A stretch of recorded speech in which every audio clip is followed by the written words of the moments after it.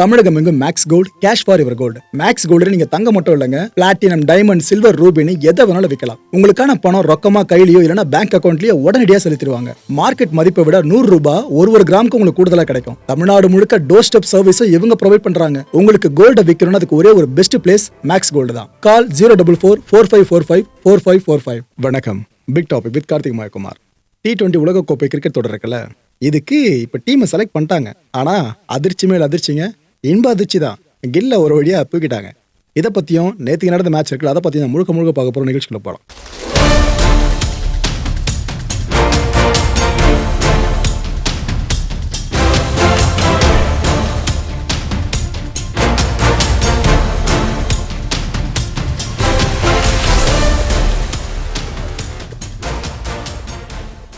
India vs south Africa, இந்த 5 T20 போட்டிகளை கொண்ட அந்த T20 சீரிஸ் இருக்கு பார்த்தீங்களா, அது நேற்றுக்கு முடிவடைஞ்சதுங்க. இதுக்கு முந்தைய மேட்ச் இட் மீன்ஸ் 4வது போட்டி கேன்சல் ஆன விஷயம் கண்டிப்பாக ஒன்று தெரிஞ்சிருக்கும். 5வது போட்டி நேற்று நடந்துச்சா, இந்த மேட்ச்ல இந்தியன் பேட்டர்ஸ் அடிச்ச அடி இருக்கு. அதுவும் ஹர்திக் பாண்டியா, கிளட்ச் பாண்டியான்னு பேரை மாற்றிக்கலாம். மனுஷன் குத்தா கிளச்சில் டீமோட ஸ்கோர் எங்கேயோ போச்சுங்க ஒரு கட்டத்தில். என்ன அடின்றீங்க. இந்த மேட்ச்ல டாஸை வின் பண்ணி பவுலிங்கை சூஸ் பண்ண சவுத் ஆப்பிரிக்கா சொந்த சரள சூனியன்ற மாதிரி ஆயிடுச்சு. முதல்ல பேட் பண்ண இந்தியன் டீம் 20 ஓவர்ஸ் முடிவில் 5 விக்கெட்ஸ் இழந்து 231 ரன்ஸ் சாம காட்டு காட்டினாங்க. திலக் வர்மா 42 பந்துகள் 73, ஹர்திக் பாண்டியா என்ன அடிங்க 25 பந்துகளில் 63 ரன்ஸ். நம்ம சஞ்சுவோட பேர் உள்ள வந்திருக்குல்ல, 22 பந்துகளில் 37 ரன்ஸ். கிடைச்ச வாய்ப்பை ஒரு சான்ஸாக இருந்தாலும் கரெக்டாக பயன்படுத்திருக்காப்ல. ஸோ 232 அடிச்சா வெற்றின்னு சொல்லிட்டு தான் சவுத் ஆப்பிரிக்கா களமிறங்குச்சு. ஆரம்பம் நல்லா இருந்துச்சு, ஆனால் டிகாக் கூட யாருமே பெருசாக நிற்க முடியலங்க. டிகாக் 65 ரன்ஸ் 35 பந்துகளை சம காட்டு காட்டினாப்ல. அதுக்கப்புறம் பெருசாக யாராலையும் பர்ஃபார்ம் பண்ண முடியல.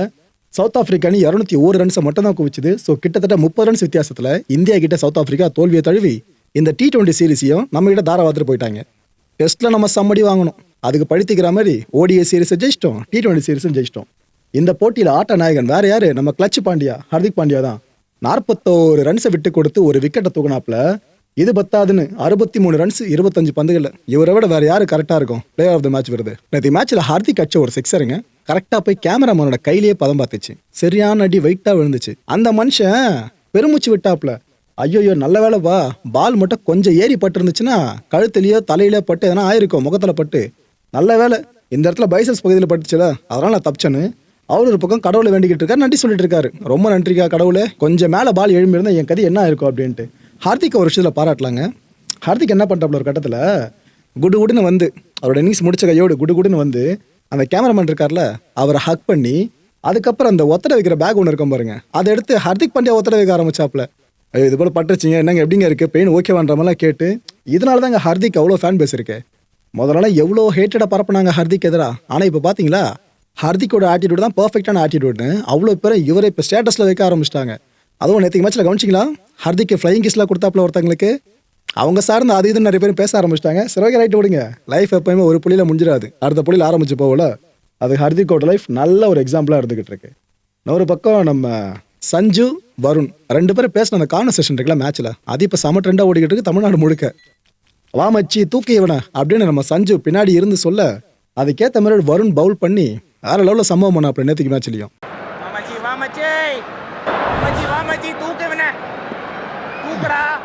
இவ்வளோ பெரிய போட்டியில் தமிழில் உரையாடல் கேட்க சந்தோஷமா இருக்கலாம். ஓகே, இந்த தொடரோட ஆட்ட நாயகன் விருது வேற யாருக்கும் போலங்க, நம்ம புள்ள வருண் சக்கரவர்த்திக்கு வந்திருக்கு. 4 போட்டிகளில் 10 விக்கெட்ஸ். அண்ட் இப்போதைக்கு உலகத்திலேயே T20 பவுலர்ஸ் தரவரிசை பட்டியல ICC பட்டியல நம்பர் 1 இடத்துல யார் இருக்கா தெரியுமா, நம்ம வருண் சக்கரவர்த்தி. எப்பவுமே பாலும் கையுமா இருப்பார்னு இவருக்கு ஒரு பேரே கொடுத்துருக்காங்க. அந்த அளவுக்கு எங்க போனாலும் பந்து பந்து பந்து. எப்படி இதை நம்ம யூஸ் பண்ண முடியும், மிஸ்டீரியஸை எப்படி இதை நம்ம பேட்டருக்கு எதிராக யூஸ் பண்ண முடியும்னு அந்த அளவுக்கு போராடலாம் சிந்திச்சுட்டு இருக்கிற ஒட்டுமொத்த ரிசல்ட் தான் இப்போ தொடர்ந்து பார்த்துக்கிட்டு இருக்கோம் அவரோட திறமை மூலமா. வருண் இப்போ பீக்ல இருக்காருன்னு சொல்லாங்க. ஏன்னா ICC ஒருத்தர் சும்மா தூக்கி முதல் இடத்துல உட்கார வச்சிருமா. 31 இன்னிங்ஸ்ல 55 விக்கெட்ஸ். ஆவரேஜ் பார்த்தீங்களா 14.87. Economy rate 6.96. இதெல்லாம் ட்ரீம் எக்கானமி ரேட் பல பவுலர்ஸ்க்கும். இந்த உலகத்தோட நம்பர் 1 T20 பவுலரா இப்ப தன்னை ஒரு படி மேல உயர்த்திருக்காரு. இந்தியன் பவுலர்ஸ்லயே ஹையஸ்ட் ரேட்டிங் பாயிண்ட்ஸை உள்ளடக்கின ஒரு பவுலர்ன்ற பெருமையும் நம்ம வருணுக்கு கிடைச்சிருக்கு.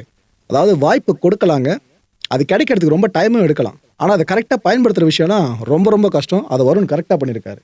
நேற்றுக்கு மேட்ச் ஜெயிச்ச கையோடு சீரியஸ் நம்ம ஜெயிச்சோமா, அந்த வெற்றி கோப்பை இருக்கு பாருங்க, அது கூட 2 பேர் இருக்கிறத உங்களால் பார்க்க முடியுதா. ஒரு பக்கம் ஸ்கை, இன்னொரு பக்கம் சஞ்சு. இந்த ஒரு பாண்டு உங்களுக்கு ஃபேவரட்டா இருக்கா, இல்லை இந்த பாண்டு ஃபேவரட்டா இருக்கா?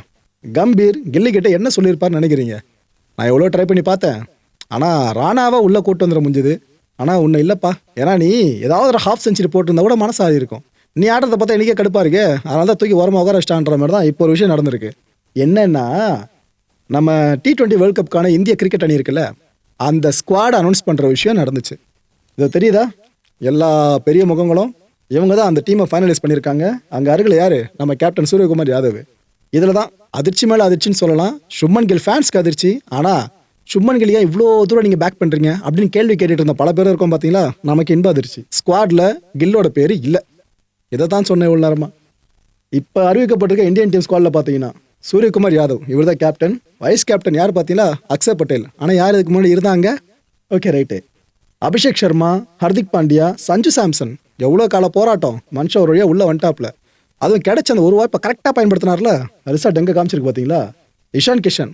என்ன ப்ரோ, நிறைய போட்டி ஆட வேலையை அவர் இப்போ என்ன திடீர்னு கேட்டிங்கன்னா, தலைவன் டொமஸ்டிக் சீரீஸில் வேற லெவலில் பர்ஃபார்ம் பண்ணியிருக்காப்ல. அதோட விளைவு தான் இங்கே வந்திருக்காரு. திலக் வர்மா, சிவம் தூபே, ரிங்கு சிங்.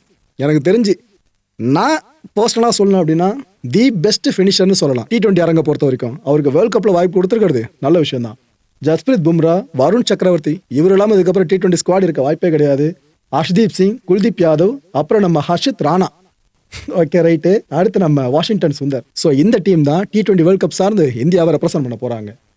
நம்ம சஞ்சுவோட இன்ஸ்டாகிராம் போஸ்ட்டை தான் இங்கே பார்த்துட்டு இருக்கீங்க. எவ்வளோ எமோஷனாக இருக்கும் புரிஞ்சிக்க முடியுது அவங்களால. அதாவது மற்ற டைமில் ஒதுக்கப்படுறது வேற.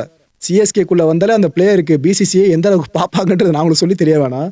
அதெல்லாம் தாண்டி ஒரு மனுஷனுக்கு வாய்ப்பு கிடைச்சிருக்கு அப்படின்னா பெரிய விஷயங்க. ஆனால் இப்போ நான் வேண்டது என்ன தெரியுமா? இவரை ஸ்குவாடில் எடுத்துருவாங்க. ஆனால் பிளேயிங் லெவல் இருக்குல்ல, அதில் அவ்வளோ சீக்கிரம் வாய்ப்பு கொடுக்காம பெஞ்சில் உட்கார வச்சிருப்பாங்க.